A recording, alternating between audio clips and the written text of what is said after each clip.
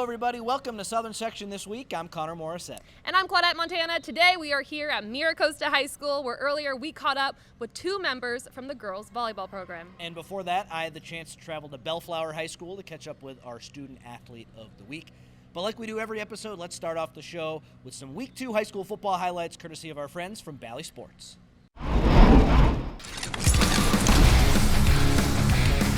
Shot there of C.J. Tiller, Boise State commit. The transfer in from Williamsfield, Arizona in his first season. Tiller looking left, he'll take a shot on the corner right downfield. He was looking for number one, and looks like that ball is intercepted on the back end. We just popped it out the secondary. That was Clayton Zentner. Tiller was looking for Julian Lundy on the corner route, and Zentner came out of nowhere. Where I'd like to get Dutton out of the pocket, give him a pass run option. He'll drop back looking left. He'll skinny post. That ball is complete again to number 17, Connor Thomas, and another touchdown. Dutton to Thomas for Norco.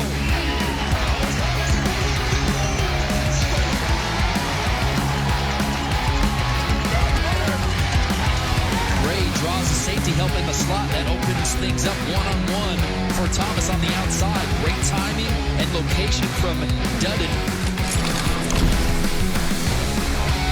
Loss of 10 brings up a second down and 20 as they play from behind the sticks. Play action. Big thrown up. Brownie. Leaping grab. Marcus Harris. Goodness. Oh my goodness. He caught that same ball against Gorman last week. It was epic in the end zone. A pickup of 31 and a first down. And you'll hear me use the word. Like it was nothing. So even though it's on their own 16, 15 yard line, they can pick up some big plays. Yep, next one right there. Carter in space on the sidelines.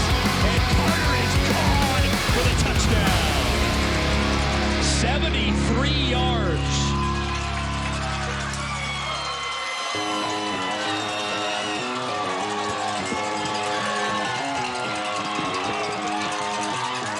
Well, that's a chunk play to get it back. Officially 83 yards on the carry. Izzy going old school Karate Kid right there. Second week in a row I saw someone. The last guy, and that's to the middle guy, and he's in for the touchdown.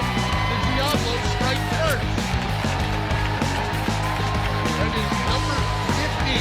We're going with a lineman to take the ball in. That is Joseph Mendick.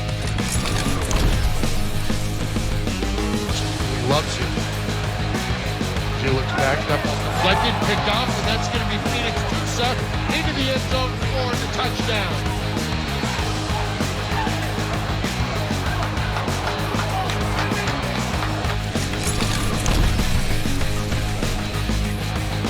And you've got one safety over the top for help.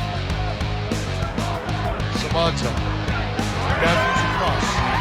He's at the 10, 5, hits, touchdown! Mikey Matthews.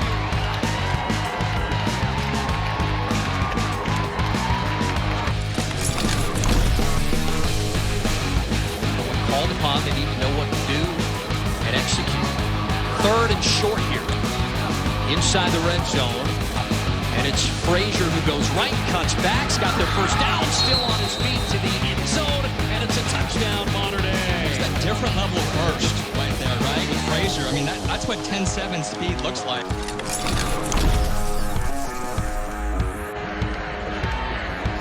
Dutton, run fake inside. Throws it up to Seed. He's looking for Gray. That ball is complete to about the 10-yard line. Dutton fit it between tight coverage, including Christian Pierce. That was a strike from Dutton. Well, RPO fake inside and throws it right up that seam to Gray between two defenders. A wide split out to the right. Over the middle. That ball is intercepted by Amari Brooks. Watch out, he's got the left side. One man beating Dutton, the quarterback. And Dutton saves the day again after throwing his first interception. The first one was by Greg Gray, and he never saw Brooks They tried to sneak out the title. First down, move to James.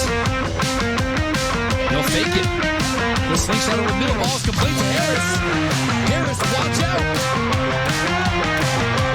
Jason Harris to the house. Touchdown. And a Danny LaRusso pose, Karate Kid. Unfortunately, penalty flag. Down around the original line of scrimmage. We'll see.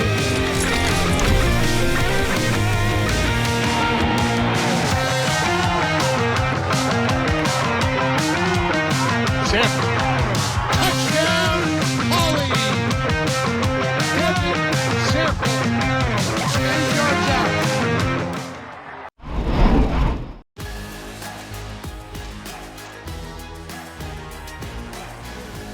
High school sports are one of the things that make living in California so great. But sometimes the behavior in the stands can overshadow our achievements on the field. I love it when my parents show up for me. But being booed for missing a play could be crushing. And remember that refs are people too. They're trying their best to call a fair and correct game. Hey, and enough with all the swearing. No one should feel insulted or ashamed because of their race, ethnicity, or gender. We should be able to hold our heads high after the match, win or lose.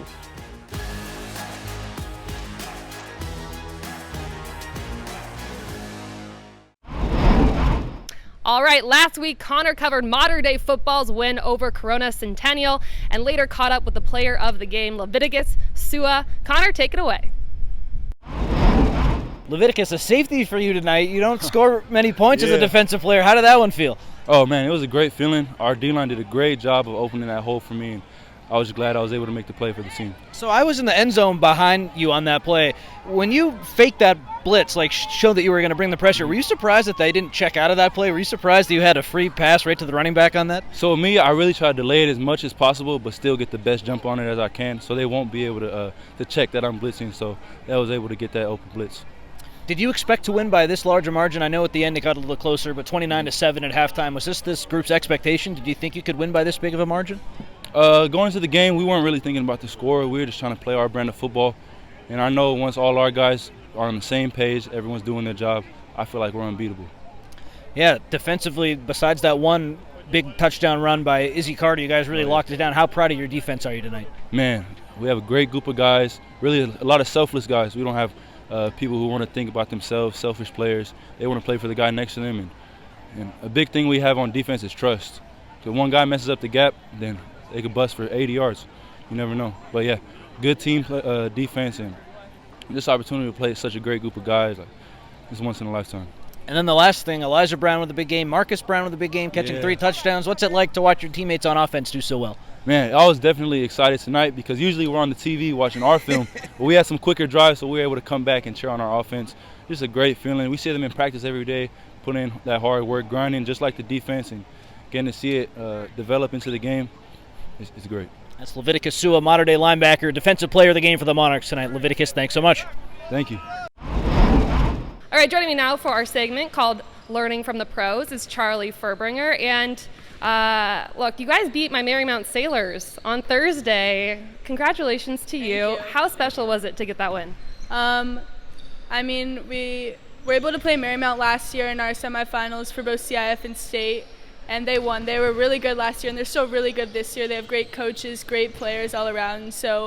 And all of our hard work in the gym was put into that game, and we played really well, so it feels really good. Do you have friends on that team? Yes, one of my teammates is on that team for club. Okay. So does it make it a little extra special to get that win? Also knowing that they had to run 5 a.m. sprints the next day? That felt pretty good. Yeah, I played with both the outsides, Tori Stafford and Kate Martin, and it was really fun. I liked it. All right, well, you guys are just kicking off your season, of course, but you got a long season ahead. So what are some goals for this year for you? For myself, I want to improve my leadership, definitely. Just being able to communicate with my teammates better on and off the court, and yeah. What do you think it's going to take for your team to win a state championship this year? That's the goal, right? Yeah, that is the goal, NCIF. just keep doing what we're doing. We're working really hard in practice and in games. It shows. Just keep doing that, getting better every day. And I know Cam has a great plan for us to continue this and go off to win. All right, well, you come from two parents who were exceptional volleyball players. Was it just like destiny for you to become a volleyball player? Is this something that you picked up on your own or that they kind of pushed you into? Well, I've just grown up. I don't know how I started playing volleyball. They own a gym, so obviously I was brought into the gym. But I just started playing one day, and I fell in love with it. They didn't force me on anything or to do anything. I kind of made all the decisions for myself. They, of course, helped me with technical stuff, but they've let me do my own thing for these past years, and it's been really cool. Do they give you advice before games? Do they help you? Words of encouragement? It's usually after games. They'll probably give me advice, but they're always super encouraging before and after, too, and yeah. Oh, you're also committed to Wisconsin. Pretty early for you to commit, right? Only a junior. Why was Wisconsin a good fit for you? Wisconsin's obviously very different from Los Angeles, but I've always lived here and I kind of wanted to change. And moving to Wisconsin would be a big change. It's only 4 years of my life, so I figured why not. And the coaching staff is amazing. Kelly Sheffield and Brittany Dildine, they're awesome, like really good people and awesome coaches. And the girls on the team, the whole environment, the culture is crazy. It's so cool. I like it. You know you're gonna have to buy like a lot of sweaters. I know. a lot of coats. It's pretty cold out there. Are you ready for that? I already bought some. I'm ready. All right. We always like to end this by asking, like, how do you balance being a student athlete? We know that that's one of the most important things, playing a sport and also balancing your academics. So for you, how do you balance the two? Honestly, just time management. We have practice right after school. I don't have that much time, but right after practice, I shower and then I do my homework. I have a schedule. I have tutors to help me schedule all my schoolwork, and that's been really helpful for me these past couple years. All right. Best of luck this season. Thanks so much. Thank you. In life, things aren't scripted. If you're an athlete, we need people like you and translate those skills to officiating. You can get a lot out of it. It happens in every town, in every game. We never have a perfect game, but the rewards always outweigh the negativities.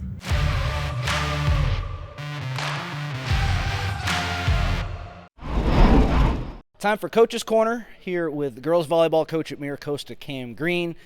Coach, 5 years ago, you decided to return to Mira Costa High and coach at your alma mater. Why was the time right, and how much fun has this last 5 years been for you?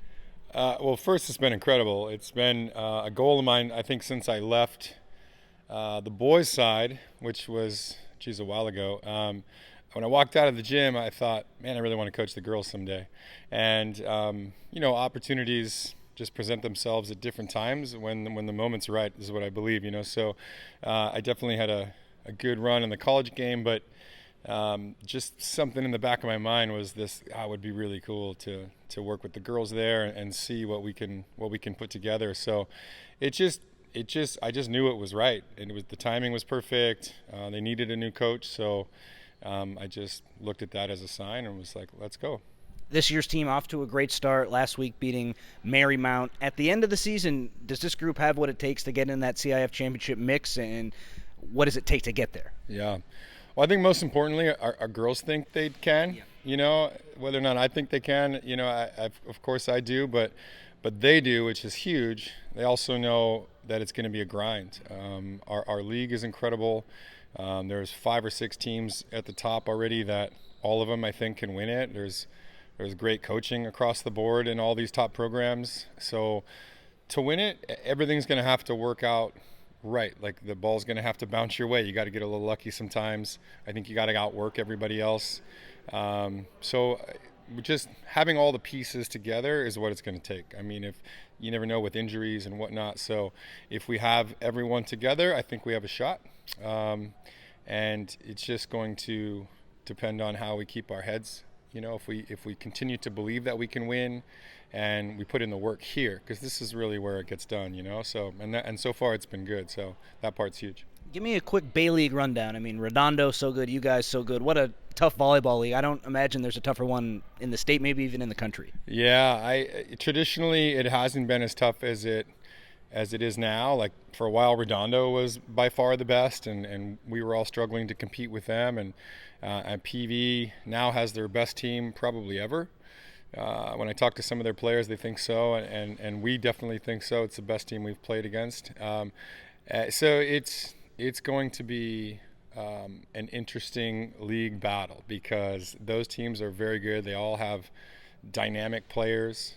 The coaching is great. But for us, it's perfect because you need those matches to get ready for playoffs. And a lot of times, some of these leagues don't have that competitive of a league. So you don't necessarily get as battle tested as you would like. So the fact that we had a tough opening season before league, and then league's going to be incredibly tough is huge for us. And we're excited about the challenge, but we know it's definitely a challenge. Those teams are really, really good.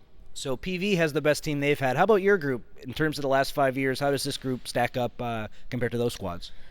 It's definitely the best team that we've had. I think we've had some talent along the way. Last year was really good. It's funny how it kind of gets better, but I think the biggest thing is our camaraderie and our cohesiveness right now is huge, and that's going to be important for me to try to keep because even though we got 20 girls on the team, and it's going to take all 20 of them to win, and that part is difficult sometimes because you need everybody in, and if they are, then we're going to have great practices and we're going to be able to compete with the best.